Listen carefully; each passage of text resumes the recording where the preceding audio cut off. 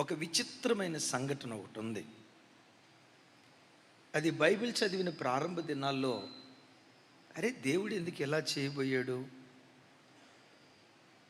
మానవ భాషలో చెప్పాలంటే దేవునికి ఏమైనా, అది ఏదో మీరు అన్నారు అలాంటి మాటే, ఎందుకు దేవుడు ఎలా చేయబోయాడు, ఎలాంటి సంఘటన బైబిల్లో ఎందుకు జరిగింది అని నేను బైబిల్ చదవటం ప్రారంభించిన నా ప్రారంభ దినాల్లో ఆ సంఘటన ఒక వింతగా, ఒక విచిత్రంగా, ఒక విడ్డూరంగా నాకు అనిపించింది. అన్న, బైబిల్లో అంత వింతగా, విచిత్రంగా, విడ్డూరంగా అనిపించిన సంఘటన ఇది. చూడండి, నిర్గమకాండం 4వ అధ్యాయం 24వ వచనం నుంచి 26వ వచనం వరకు నాతో కలిసి చెప్పండి.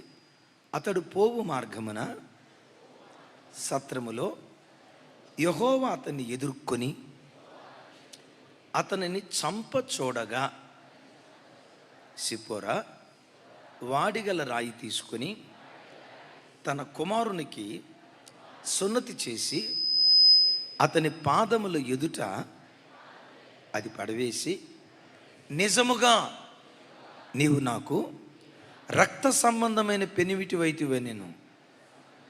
అంతటా ఆయన అతనిని విడిచెను. అప్పుడు ఆమె, ఈ సున్నతిని బట్టి నీవు నాకు రక్త సంబంధమైన పెనిమిటివైతివే నేను. మరోసారి 24వ వచనం నా వైపు చూడండి, నా వైపు చూసి నాతో చెప్పండి. అతడు పోవు మార్గమున సత్రములో యెహోవా అతన్ని ఎదుర్కొని అతనిని చంపజోడగా. ఇది ఎవరి గురించి రాయబడింది? దైవజనుడైన మోషేని గురించి. చదవబడిన ఈ మాటలో మీకు ఏదైనా విచిత్రంగా, విడ్డూరంగా, అరే దేవుడేంట్రా ఎట్లా చేయబోయాడు, నేను చెప్పే కదా ప్రారంభంలో, ఇది చదివినప్పుడు నాకు ఒక వింతగా అనిపించింది, విచిత్రంగా అనిపించింది అని నేను అన్నా కదా. చదివిన ఈ పాసేజ్లో మీకేదైనా వింతగా అనిపించిందా? ఏదో చెప్పండి తల్లి, ఏదైనా విచిత్రంగా అనిపించిందా?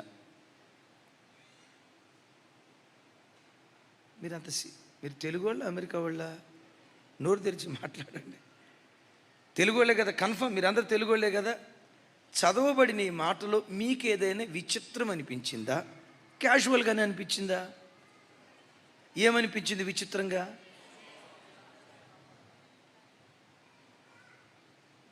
అన్న విజయవాడనా, నేను బైబిల్ చదవటం ప్రారంభించిన ప్రారంభ దినాల్లో ఈ మాట నాకు అర్థం కాల. ఏమని రాస్తుంది?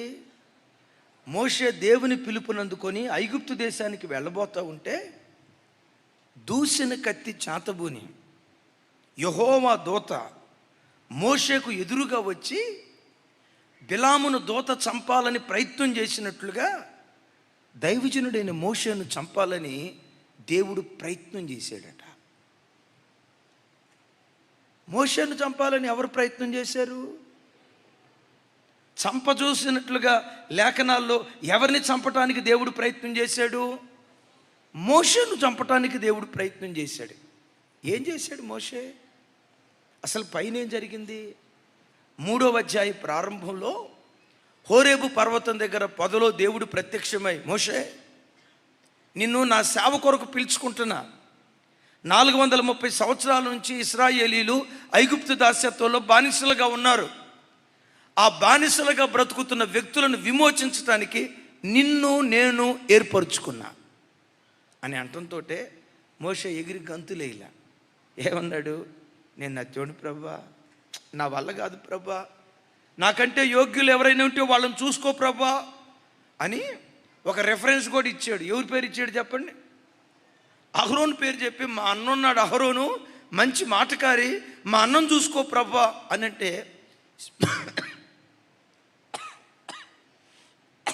సారీ, స్పెసిఫిక్గా పదే పదే దేవుడు ఏమన్నాడు తెలుసా?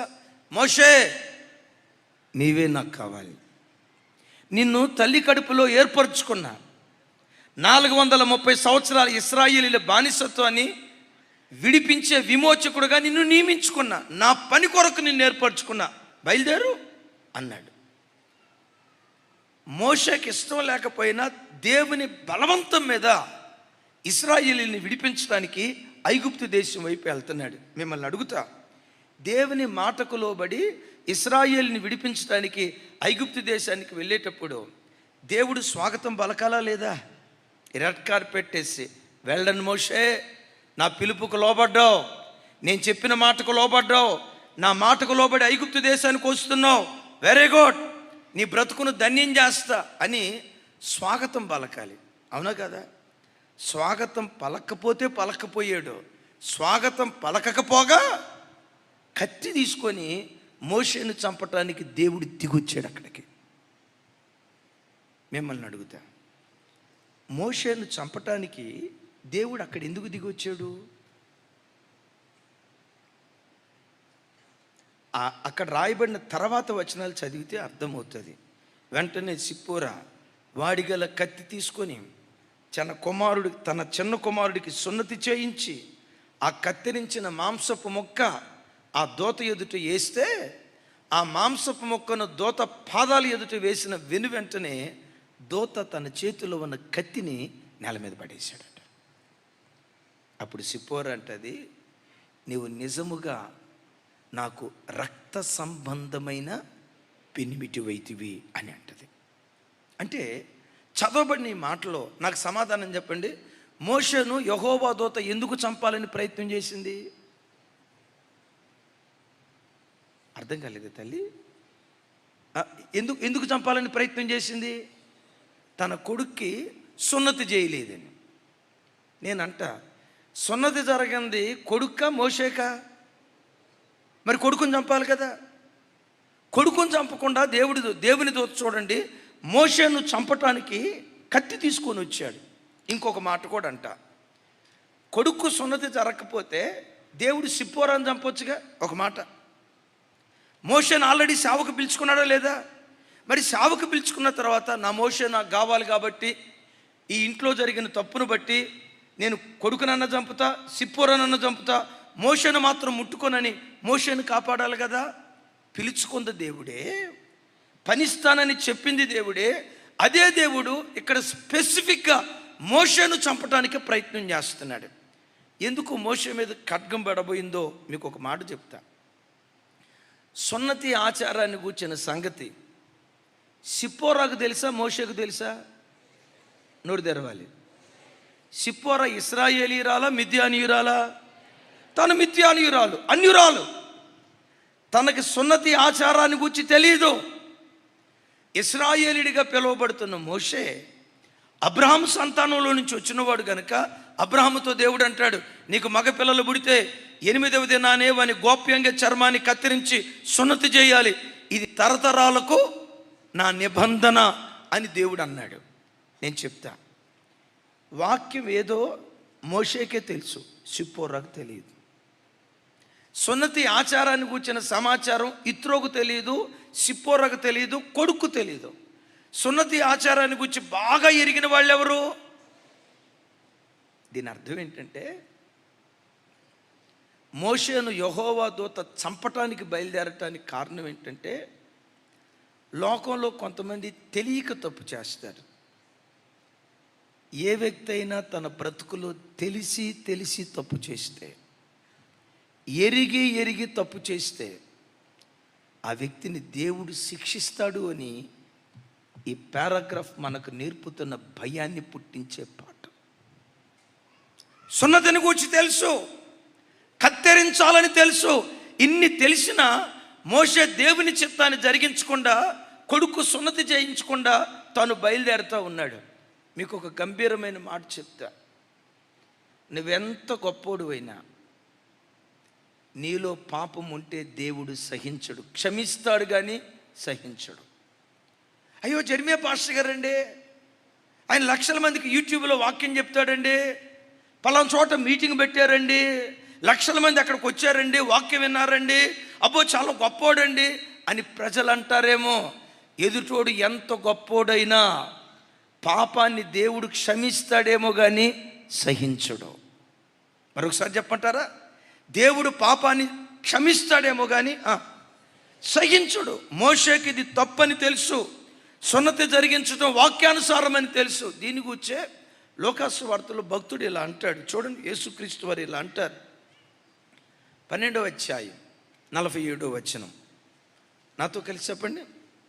తన యజమానుని చిత్తము ఎరిగియుండియు సిద్ధపడక అతని చిత్తము చొప్పున జరిగింపక ఉండు దాసునికి అనేకమైన దెబ్బలు తగులును. అయితే తెలియక దెబ్బలకు తగిన పనులు చేసిన వానికి కొద్ది దెబ్బలే తగులును. నా వైపు చూడండి, ఇద్దరు ఉన్నారు. ఒకడికేమో అనేక దెబ్బలు తగులుతున్నాయట.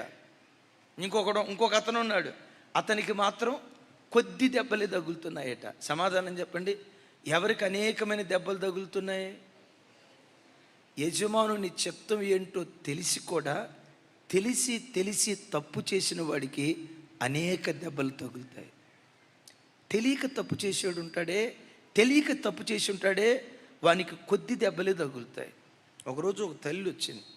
అన్నయ్య, కొన్ని నెలలు బట్టి ఒక ప్రశ్న నన్ను వేధిస్తుంది, మీరైతే సమాధానం చెప్తారని మీ దగ్గరికి వచ్చా, నా ప్రశ్నకు సమాధానం చెప్పండి అన్నయ్య అంది. తప్పకుండా చెప్తానమ్మా, ఏంటో అడిగాను. లోకంలో అన్ని ప్రజలు వడ్డీ వ్యాపారాలు చేస్తామంటే వాళ్ళకి భలే కలిసి వస్తుందన్న. ఈరోజు సైకిల్ మీద వడ్డీ వ్యాపారం స్టార్ట్ చేసినోడు సంవత్సరం గడిచేసరికి డుగ్ డుగ్ డుగ్ బుల్లెట్, ఇంకో సంవత్సరం గడిచేలోపు ఈ చేతికి 4 ఉంగరాలు, ఈ చేతికి 4 ఉంగరాలు, ఇంకో సంవత్సరం గడిచేలోపు కారు, ఇంకో సంవత్సరం గడిచేలోపు 7 అంతస్తుల భవంతి. అన్ని ప్రజలకు వడ్డీ వ్యాపారం బాగా కలిసి వస్తుందన్నా. క్రైస్తవులైన మనకెందుకు కలిసి రావట్లేదన్నని మొత్తానికి ఆ గుంపులో నన్ను కూడా కలిపింది. మనకెందుకు కలిసి రాదన్నయ్య అంది. అసలు ఈ డౌట్ నీకు ఎందుకు వచ్చింది అన్న. ఊరక తెలుసుకుందావా అన్నయ్య అని అడిగాను అంది. ఇది తెలుసుకోవటానికి అడిగింది కాదు, ఏదో ఎదురు దెబ్బ తగిలినట్లుంది. ఏం జరిగింది చెప్పు అన్న. మా ఇంటి పక్క ఒక బ్యాచిలర్ అబ్బాయికి ధర్మ వడ్డీ 2 రూపాయలు ఇచ్చా. ధర్మ వడ్డీ, ఏ వడ్డీ? 10,000 రూపాయల వడ్డీకి ఇచ్చా. నమ్మకంగా తీసుకొచ్చి ఇచ్చాడు. అక్క అన్నాడు. తర్వాత 10,000 రూపాయలు ఇచ్చేశాడు. ఇంకొక 2-3 నెలలు పోయిన తర్వాత అక్క 20,000 కావాలన్నాడు. తమ్ముడా 20,000 కాబట్టి 25,000 తీసుకో, సెట్ అంత అక్కనున్నా, నీకేం బాధ, 25,000 ఇచ్చా. 2-3 నెలలు చక్కగా వడ్డీ కట్టాడు. శుభ్రంగా మంచి తమ్ముడు దొరికెళ్ళాను, నా వడ్డీ నాకు వస్తుందిలే అనుకున్నాను. 3 నెలల తర్వాత 25,000 ఇచ్చాడు. ఎంత నమ్మకంగా ఉన్నాడంటే అంత నమ్మకంగా ఉన్నాడు. చెప్తుంది, అన్నయ్య ఆ తర్వాత వచ్చి అన్నాడు, అక్క 1,00,000 రూపాయలు కావాలక్క, నమ్మకంగా వడ్డీ ఇస్తానక్క అంటే అందట. తమ్ముడా, నీ నమ్మకత్వాన్ని గురించి నువ్వు నాకు చెప్పాలా? నీ అక్కను నాకు తెలియదా? చెట్టు అంత అక్కనున్నా నీకేం బాధ? 1,00,000 కావాలా? 1,00,000 కాకపోతే 1,50,000 తీసుకో అందట. ఆడు అదే సందట్లో సడియమి అన్నట్లు 2 లక్షలు కావాలక్క అన్నాడట. అక్క అన్నకు కూడా చెప్పకుండా 2 లక్షలు ఇచ్చిందట. ఇచ్చిన మొదటి నెల కనపడ్డాడట. సుమారుగా ఇప్పుడు 4 సంవత్సరాలు బట్టి హానోకు మాయమైనట్టు మాయమైపోయాడంట. ఆ అక్క వచ్చి అంటది, అన్నయ్య మీకు దర్శనాలు చూసే వరం ఉందంటగా, మీరు కళ్ళు మూసుకొని ఎక్కడేం జరిగిందో చెప్తారటగా. మీరు కళ్ళు మూసుకొని అడుగు తమ్ముడు మోసగాడు ఆడు ఎక్కడున్నాడో కళ్ళు మూసుకొని మీరు ప్రార్థనలో కనిపెట్టి అడ్రస్ చెప్పండి అన్నయ్య అంది. నేను మనసులో అనుకున్నా, ఆడు జీవితంలో ఇంకెన్నడు అని నేను అనలేదులే, మీరేం తొందరపడకండి. ఇప్పుడు ముగింపులో అంది, మన క్రైస్తవులకు వడ్డీ వ్యాపారం ఎందుకు కలిసి రాదన్నయ్య అనంట. మన క్రైస్తవులకు వడ్డీ వ్యాపారం ఎందుకు కలిసి రాదన్నయ్య? కలిసి రావటం కాదు, దెబ్బ మీద దెబ్బ పడిద్ది. ఎందుకో తెలుసా? వడ్డీ వ్యాపారం చేయటం వాక్యానికి విరుద్ధం, నీకు తెలుసు. అలాంటి పనులు చేయటాన్ని దేవుడు అంగీకరించడు అన్న సంగతి నీకు తెలుసు. మరలా చెప్తున్నాను, సినిమాలు చూడటం తప్పు అన్న సంగతి లోకస్తులకు తెలియదు. సినిమాకి వెళ్తాడు, సినిమా చూడటం తప్పు అన్న సంగతి నీకు తెలుసు. తెలిసినా నువ్వు సినిమా వైపు వెళ్తే తమ్ముడు దెబ్బ మీద దెబ్బ పడింది.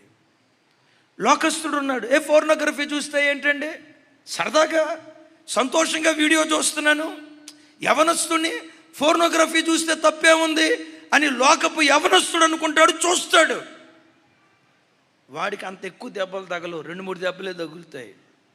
ఫోర్నోగ్రఫీ తప్పని నీకు తెలుసు, బెట్టింగ్ తప్పని నీకు తెలుసు, సెల్ ఫోన్లో ఆన్లైన్ బెట్టింగ్ చేయటం దేవుని వాక్యానికి విరుద్ధమని నీకు తెలుసు, ఆ అబ్బాయితో ఈ అబ్బాయితో చాటింగ్ చేయటం వాక్యానికి విరుద్ధమని తెలుసు, త్రాగుడు దేవుడు అసహించుకునే పాపం అన్న సంగతి నీకు తెలుసు, అక్రమ సంబంధాలు దేవుడు అసహించుకునే పాపం అని నీకు తెలుసు. ప్రతి ఆదివారం దేవుని మందిరానికి వచ్చినప్పుడు దేవుడు నీకు చెప్పే వాక్యం ఇదేగా. ఎంత విని కూడా నువ్వు తప్పటడిగేస్తే అన్యుడికి ఒక దెబ్బే తగులుతుంది. తమ్ముడా, నీ జీవితంలో దెబ్బ మీద దెబ్బ తగులుతుంది, జాగ్రత్త. కూర్చొని ఆలోచించు. నీ జీవితంలో దెబ్బ మీద దెబ్బ తగలటానికి దేవుని చిత్తం ఏంటో తెలిసి కూడా దేవుని చిత్తానుసారంగా నువ్వు ప్రవర్తించట్లేదేమో. ఏది తప్పో ఏది ఒప్పో ఇవన్నీ నీకు తెలిసి జీవితంలో తప్పు చేస్తున్నావేమో. అందుకనే నీ బ్రతుకుల్లో నువ్వు శిక్షించబడుతున్నావు అన్న సంగతి గ్రహించి ఎక్కడ తప్పటడుగులేస్తున్నావో తస్మాత్ జాగ్రత్త, మేలుకొని దిద్దుబాటు చేసుకుందువుగాక. తెలిసిన వాడు తప్పు చేస్తే దేవుడు ఎంత తీవ్రంగా ఎంచుతాడు. తెలియక తప్పు చేసిన వాడిని దేవుడు ఎంతవరకు క్షమిస్తాడు. బైబిల్లో ఒక మాట చెప్తాను. ఇశ్రాయేలీలు దేవునికి వ్యతిరేకంగా 10 మార్లు తప్పు చేశారట. అనండి, 10 మార్లు తప్పు చేసిన ఇశ్రాయేలీలను కనాను దేశానికి తీసుకెళ్ళాడు. అఫ్కోర్స్ కొందరు మార్గ మధ్యలో చనిపోయారు. అయితే నేను చెప్పే మాట, ఇశ్రాయేలీలు 10 మార్లు తప్పు చేసిన దేవుడు తన కోపాన్ని అణుచుకున్నాడు. మోషే ఎన్నిసార్లు తప్పు చేశాడు?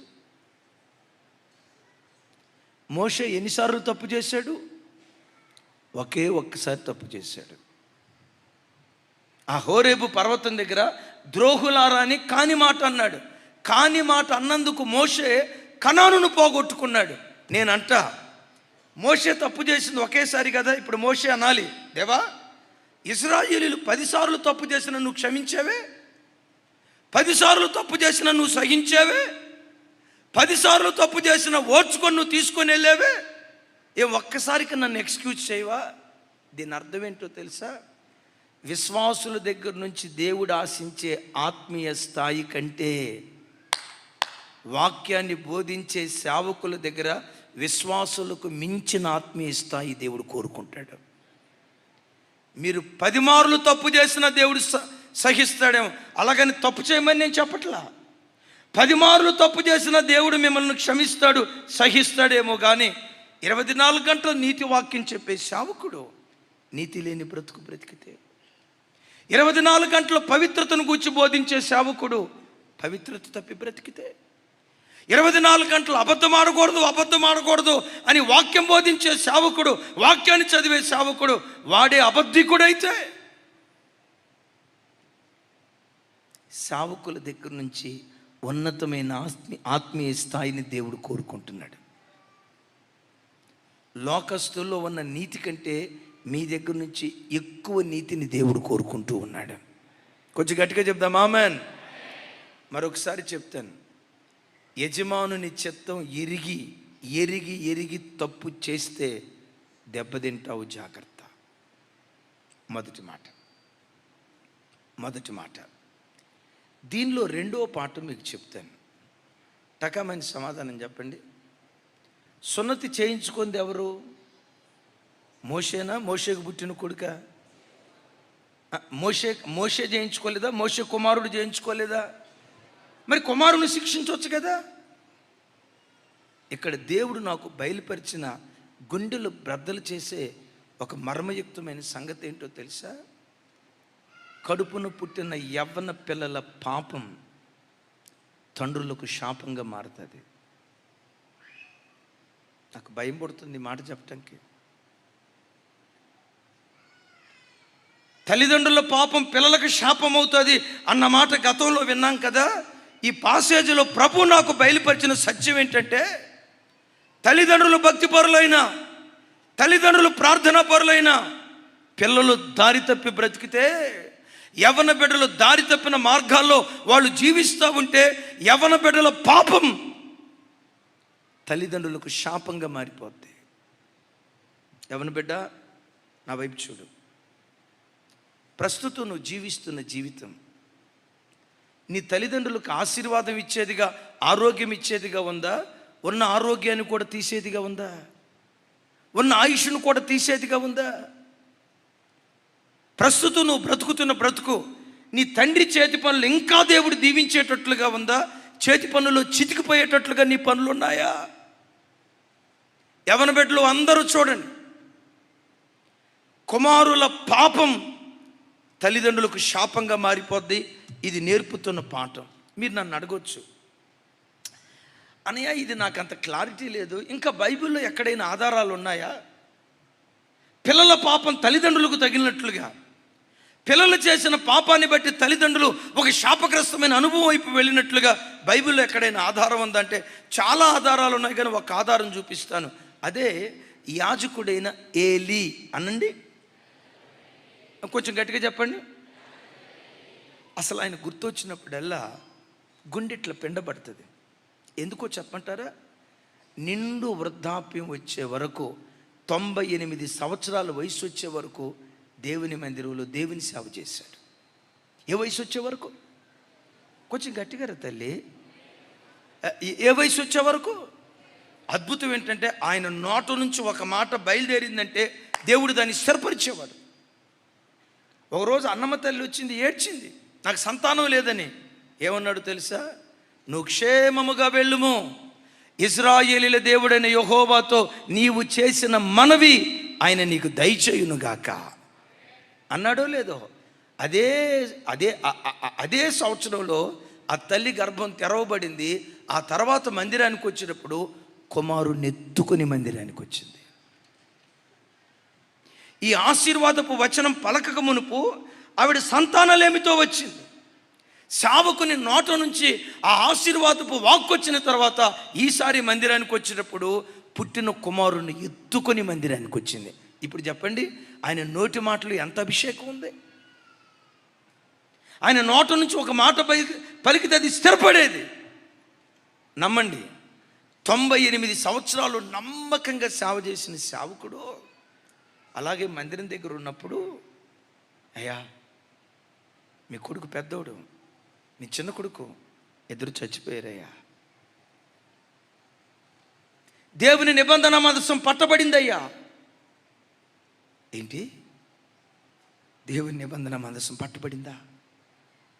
ఫిలిష్తీయులు దేవుని నిబంధన మందసాన్ని తీసుకొని వెళ్ళిపోయారా? యాజకుడు కదా, కొడుకులు చనిపోయారు అన్నప్పుడేమి ఆడవల, ఏడ్చుంటాడు కొంత బాధ. దేవుని మందసం పట్టబడిందన్న మాట ఎప్పుడైతే విన్నాడో వెర్రికాక వేస్తూ నిలవబడిన చోటే అలా పడిపోయాడు. అక్కడ ఒక పీట ఉంది, పీట ఒక ఎత్తైన పీట ఉంది. పడేటప్పుడు ఆ పీట మీద మెడభాగం పడిపోయింది. మెడ పీట మీద పడిందో లేదో మెడట్లా ఎముక ఇరిగిపోయినట్లుగా ఇరిగిపోయింది. పడిన చోటే చచ్చిపోయాడు, మరలా తిరిగి లేవాల.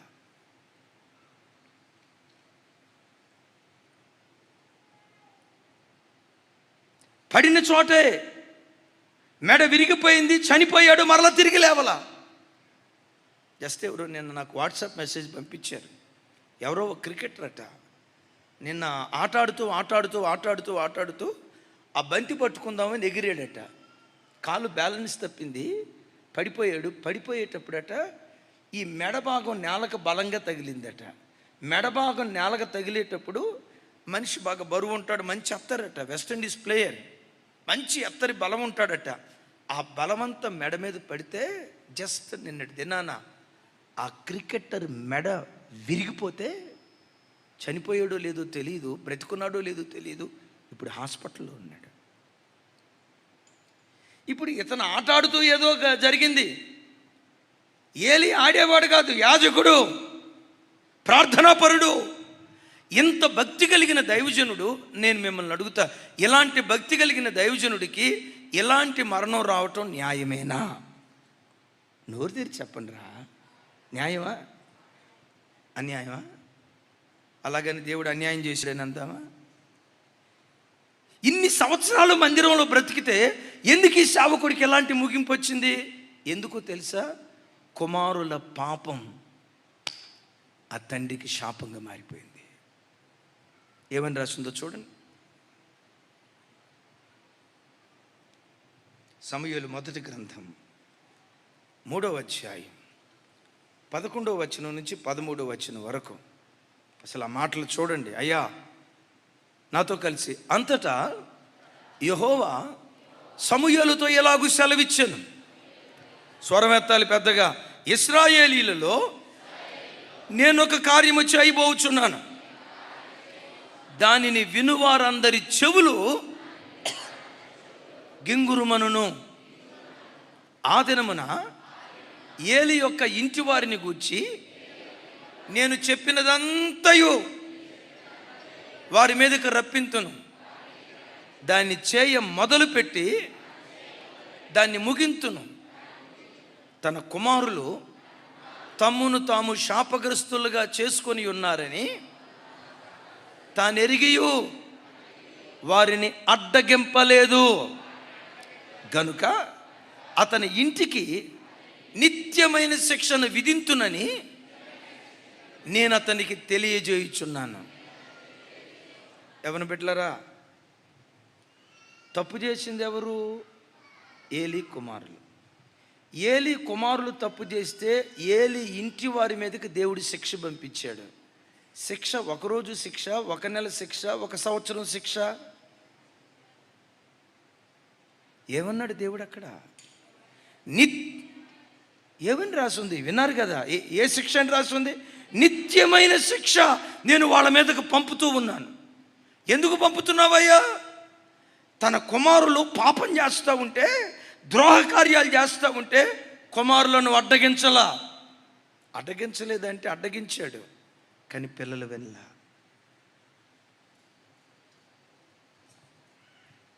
పిల్లలు చేసిన పాపం ఆ యాజకుని ఇంటి వారికి శాపంగా మారిపోయినట్లుగా వాక్యంలో రాయబడి ఉంది. తమ్ముళ్ళు, యవ్వన చెల్లెళ్ళు, మీరు పుట్టక మునుపు మీ అమ్మా నాన్న ఎలా ఉండేవాళ్ళు? మీరు యవ్వన వయసుకు రాకమునుపు మీ ఇంట్లో వాతావరణం ఎలా ఉండేది? మీరు యవ్వన వయసుకు వచ్చిన తర్వాత మీ కుటుంబంలో వాతావరణం ఎలా ఉంది? రోజు అమ్మ ఏడుస్తుందా? వీడెందుకు నా కడుపున పుట్టాడు, వీడు పుట్టకుండా ఉంటే బాగుంది, ఇలాంటిది నా కడుపున ఎందుకు పుట్టింది, ఇది పుట్టకుండా ఉంటే బాగుండేదని రోజు ఆ కన్న గర్భం నిన్ను గూర్చి ఏడుస్తుందేమో, జాగ్రత్త. వాళ్ళు ఎప్పుడైనా అడ్డగించినప్పుడు, ఒరే తప్పురా, ఒరే ఇలా చేస్తే దేవుని శాపం వస్తుందిరా, ఇలా చేయటాన్ని బట్టే ఏలి కుమారులు ఇలా అయ్యారా, ఇలాంటి తప్పుడు పనులను చేయొద్దురా, చేస్తే బ్రతుకు శాపగ్రస్తం అయిపోతురా అని తల్లి అంటే, కొంతమంది యవ్వన బిడ్డలు ఏమంటారు తెలుసా? ఇక నీ నోరు తెరిస్తే శాపాలే నువ్వు మాట్లాడేది, నోరు తెరిస్తే శాప మాటలన్నీ మాట వస్తాయి. అసలు నువ్వు తల్లివేనా? అసలు నాకు డౌటు, నువ్వు నన్ను అన్నావా లేదా? నేను నీకు పుట్టానా లేదా? నోరు తెరిస్తే శాప మాటలే మాట్లాడతావు, కానీ తల్లిగా ఏనాడైనా నన్ను ఆశీర్వదించావా? ఆశీర్వాదపు మాటలు మాట్లాడేవా? ఏమండి, తాగుబోతు కొడుకుని తల్లి ఏమైనా ఆశీర్వదిస్తుంది? వాడు 2 కోటలు తాగి వచ్చాడు. ఏ తల్లి అయినా చేతులు ఎత్తి, నాన్న రేపు 4 కోటలు తాగుదువుగాక. ఆమె నా ఎవరు మనిషి? ఆడొకడు ఉంపుడు కత్తిని పెట్టుకున్నాడు. ఉంపుడు కత్తిని పెట్టుకున్న సంగతి తల్లికి తెలిసింది. తల్లి చూసి, నాన్న వచ్చే నెల ఇదే రోజుకల్లా ఒక్కలు కాదు 3 ఉంపుడు కత్తెలు నీకు ఉందురుగాక అని అంటదా?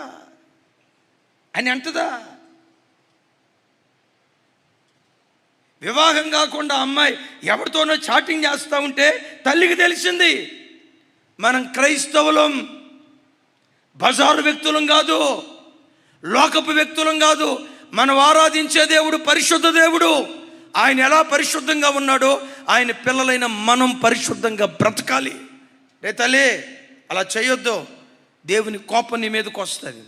ఎందుకు ఆ అబ్బాయితో చాటింగ్ చేస్తున్నావు, ఎందుకు ఈ అబ్బాయితో చాటింగ్ చేస్తున్నావు అని తల్లిని అడ్డగించినప్పుడు విధేయత చూపి బ్రతుకును దిద్దుకున్నావా, బంగారు భవిష్యత్తు నీ ఒడిలో నా దేవుడు వేయటం ప్రారంభిస్తాడు.